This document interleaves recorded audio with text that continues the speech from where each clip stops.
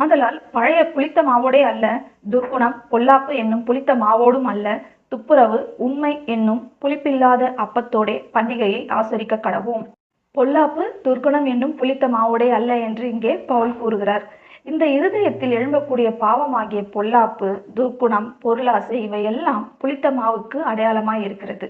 அதனாலதான் புளித்த மாவில் அப்பம் புசிக்க கூடாது என்றும், புளிப்பில்லாத புதிய மாவிலே அப்பம் சுட்டு புசிக்க வேண்டும் என்றும் சொல்லப்பட்டிருக்கிறது. சரீர பிரகாரமான செய்யக்கூடிய செயல்களை, அதாவது பாவ செயல்களை நாம் மாற்றிக்கொள்ள முடியும்.